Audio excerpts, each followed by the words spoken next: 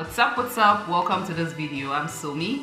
If you haven't watched any of my videos before, now you know. If you're a returning subscriber, thank you for always checking out my videos. You are very appreciated. You know that. So today's video, I will be answering the questions that I get asked most often. Some of the questions, I have so much more, but these are some of the questions I get asked so much. Then I told people to also send in some questions that they have, and I narrowed it down to 10 questions. So here they are. I'll be replying all of them, all of the 10. So let's get started, shall we? Number one, how to exercise and get fit when lazy. This reminds me of someone I met the other time. She was like, I was just telling her about exercising just for health, not necessarily because you want to lose weight, just exercising, being fit, getting healthy. And she was like, everything you are saying, I like it, but I know myself, I'm too lazy. I may start well and end up not following through. She said she gets gym memberships at least like 4 or 5 times in a year, and she ends up not using it. She doesn't even go beyond the first week. So it's just, I understand the struggle. Honestly, it's real for some people. To answer that question, you just have to, your desire for getting fit has to overcome the laziness. What do I mean by that? You have to have your reasons. You can't just decide to get fit because since everyone is getting fit, okay, yeah, it sounds good to get fit. Like this is the next best thing, everyone is posting exercise. No. It has to mean something to you personally. So why do you want to get fit? Is it because of your health? Is it because you want to look good? Is it because you want to feel strong? So those are reasons you have to keep there. I always suggest to people, write down your strongest reasons, and you could just maybe write it on Canva, write it out on Canva or any app you have, and make it your wallpaper. You have to see your reasons in front of you, those strong, compelling reasons why you should get fit. So that's one part of it.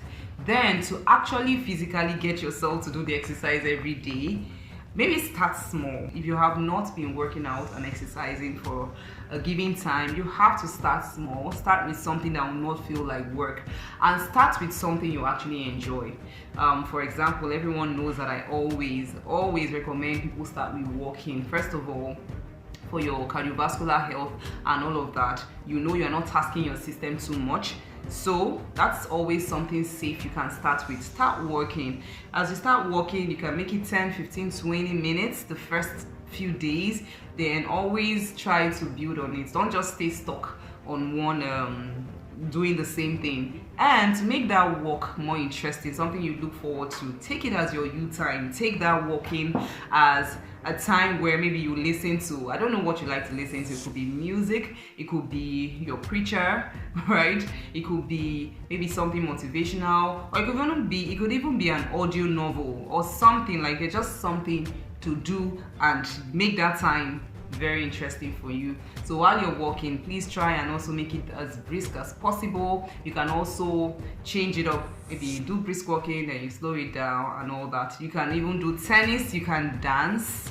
That's exercise. Maybe bring out 30 minutes. Play the music that you know will make your body want to move. Remember, you're going to be consistent with this thing. It's something you intend to do every day, or at least almost every day of your life. Always have that mentality, that long-term mentality to it.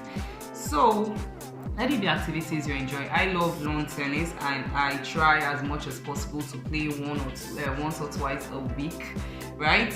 You may like swimming. If you have access to a pool, go ahead and do that. So just start with activities you like. Don't just go full on gym membership, weightlifting, then have an allocated time to it. Having allocated time for things truly makes me commit to it, just so that it makes you procrastinate less. You just know that if it's 7 o'clock or 6:30 a.m. or whatever time that may be for you, just knowing that time is approaching makes you plan everything. Like, oh, it's about time for my workout. Name it. If at that time should be workout time, exercise time, You just plan it out like that. It makes you commit to that time and commit to the exercise. All right, so the second question, how to curb cravings. First of all, you always have to hydrate yourself. Hydrate yourself.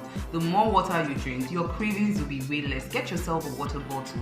Just have it in front of you. In the morning, let that water bottle be full, or even the night before. Then just task yourself with finishing that water every day. You just find yourself not even having cravings, not even because you're just hydrated. Your tummy is like already full with all the liquid you're putting inside. It can be tea, but it doesn't have to be just plain water. That's one. Then another thing, very important, always have healthy snacks lying around. Like, try to reduce, because we are all human. I'm not going to sit down here and say I don't have cravings, or sometimes I don't feel like eating the wrong thing. Once in a while I indulge. Hello. Once in a while I could indulge, but everything is planned out. But that's not the point I'm trying to make here. The point I'm trying to make here is you have to prep your meals. You always have to, like, honestly, meal prepping is not something you get lazy about. You just have to sit down, have a talk with yourself, remind yourself that this is important, right? If you have a goal, oh, I want to get healthy, I want to get fit, I want to lean down, meal prepping is going to help you so massively. Honestly, have the right meal at the right time. Eat it. Don't let yourself get, another point, don't let yourself get too hungry. So these are the things that will make you not crave the wrong things. The moment I don't crave when I'm not hungry, like I don't crave if I'm satiated, right? I don't feel like taking, even if I may want to, but that's not what we want. It's not a craving, it's not an uncontrollable thing, because you are not hungry. So don't let yourself get too hungry. And once you see those hunger pangs at the beginning, just quickly, in fact, I always tell people, quickly take some tea first. It will satiate you and not make you like, where's the next pizza? Where's the next big bowl of plantains or rice, you know? Because you have satiated that hunger a little. So that's why you also have to have the water, you have to have healthy snacks, always have, what healthy snacks do you like then? If you really have that craving for something and you know you can't control it, that's another thing. It's not like you can't eat some of those things, but just portion control yourself, and let it not be every single day. You can give in to whatever you want to, but let it not be every single day, and portion control. If it's something you know once you get into it, you're not going to stop, then I highly advise you to just quickly go make yourself, or no, your meal is already prepped, right? Quickly go get your prepped meal, eat it, and say no to the devil. All right, number 3, what's the best thing that helped you with your tummy after kids? Simple. Waist training, belly training, more or less. That is what I totally credit. Like, that's one thing I totally credit with helping me get my tummy flat again. Honestly, I had 3 deliveries via C-section. Because a C-section, I don't know, you have to check with your doctor, remember. I always say that, right? But if it's a C-section, or even if it's a vaginal delivery, with a C-section you have to be extra careful. Just be careful that you don't hurt yourself or make it too tight.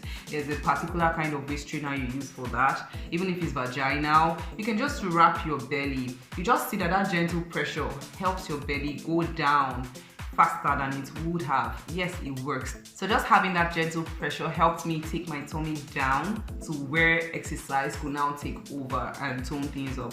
So that for sure is one thing that truly helped me get my tummy right back. And as you know, FitBoss NG has their own waist trainers. It's super strong, super durable. I'm not even kidding you. It's amazing. If you want to order a waist trainer, this sounds like an ad, but trust me, it's just the truth, right? If you want to order one, the link to how you can do so is in the description box. You can see a number, you can order on IG or Facebook. The choice is yours, so please just go to the description box if you want to do that. But honestly, it helped me after childbirth. We're talking after childbirth, right? That's really like a month too later, my tummy, the whole tummy thing was gone, I'm telling you. But remember, be safe, consult with your doctor, especially if you just gave birth. Okay, so moving on, of course, eating healthy, that's another thing that helped me really truly bring the belly down. Okay, so number 4, question number 4, it's does exercise really matter for weight loss? The calories burned. Okay, I think someone turned in this question. The calories burned seems small. Okay, so here's the thing. Here's the thing. Exercise definitely helps you do your weight loss. Like anything that will burn some calories, has done some of the work, right? It may not be as important as what you eat, because I always say this: you cannot out-train a bad eating habit. If you don't eat well, you will not be able to exercise your way out of the weight you will gain. You will gain the weight. So, but exercise, first of all, there are things exercise does for you. First of all, knowing that you have worked out, knowing that those calories you burned, you sweated to burn it and you stressed yourself to burn it, it makes you, that's the effect it has for me. It makes me careful through the day, because I'm not going to go spend 1 hour killing myself working out, and in a second I just go take the wrong thing and cancel out that work I did. Like, it really helps you stay true to eating healthy through the day. That's one thing. Then secondly, of course, it burns something. You have to think about this thing long term. This is something you want to make a habit and a lifestyle, right?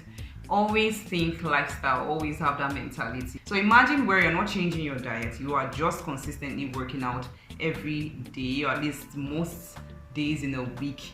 Just in a month, you can take off a kg. I mean, that's something. If you're not changing your diet, you are not doing anything to change that diet part. Just the workout is already doing that for you. I mean, that's something. Not to talk of all the physiological, cardiovascular goodness for your health, for your heart, and all of that workout does. So yes, workout is extremely important. So the next question: do you get fat when you eat after 8 p.m.? I don't know who decided to tag a particular time to it, like, oh, it's 8 p.m. Like your body knows, oh, it's 8 p.m. You ate, therefore you will be fat. No, it doesn't work that way. I think why there's that time is more or less like maybe most people go to bed like from 9-ish. So if you're eating by 8, that means you're just eating and you're going to bed, which is actually the part that you should consider that matters. Don't eat and just become sedentary. Like, don't eat and lie down. Don't eat and go to bed. After you have food, especially if it's like kind of moderate portion to big, you have to like still have activities for 2 to 3 hours before you go to sleep. Because everybody, I'm saying it this way because some people could eat, you could just have 8 p.m. in your mind and then you eat in the afternoon and go to sleep. Like, if some people take a nap in the afternoon and you go to sleep, that's still the same thing. Your body doesn't know whether it's 8 p.m. or afternoon or all that. No, anytime you eat, just try to have some activity for 2 to 3 hours before you actually go to bed or sleep. Because for crying out loud, some people work at night. If you're on night duty for some jobs, maybe you're a nurse, you're a doctor or something, you probably should even eat by 8-9 p.m. so that you can take you through the day, because you're through the night, because you're still going to be very active. So it's not about the time, it's about your activity level after you eat.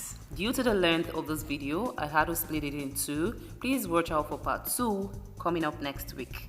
Remember to subscribe to this channel if you're not. Give this video a thumbs up please, and hit the notification bell. Thank you very much for watching. I'll see you in my next video.